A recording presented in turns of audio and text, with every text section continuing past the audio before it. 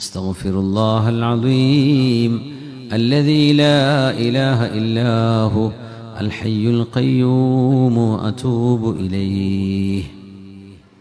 ഈ ദിക്ർ ചൊല്ലിയാൽ മനസ്സിൻ്റെ ദുഃഖവും അള്ളാഹു ഇല്ലാതാക്കി തരുമെന്നും പ്രയാസങ്ങളിൽ നിന്ന് അള്ളാഹു തആല പുറത്തേക്കുള്ള വഴി കാണിച്ചു തരുമെന്നും നമ്മൾ വിചാരിക്കാത്ത വഴിയിലൂടെ അള്ളാഹു റിസ്ക് തരുമെന്നും നബിയുനാ റസൂലുള്ളാഹി സ്വല്ലല്ലാഹു അലൈഹി വസല്ലം.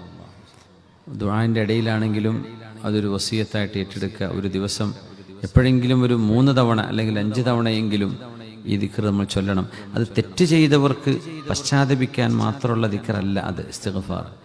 കാരണം ഈ ദിക്ർ ചൊല്ലിയാൽ അള്ളാഹ് തെറ്റ് പുറത്തു തരും എന്ന് അല്ല നബി തങ്ങൾ പറയുന്നത്. അള്ളാഹു നിങ്ങൾ ചൊല്ലുന്നതോടുകൂടെ മിൻ കുല്ലി ഹമ്മിൻ മഖ്റജ, നിങ്ങൾ മിൻ കുല്ലി ഹമ്മിൻ ഫറജ മിൻ കുല്ലി ദീഖിൻ മഖ്റജ, എല്ലാവിധ ബുദ്ധിമുട്ടായി കിടക്കുന്ന വിഷയങ്ങളിൽ നിന്നും അള്ളാഹു നിങ്ങൾക്ക് പുറത്തു കടക്കാനുള്ള വഴി കാണിച്ചു തരും.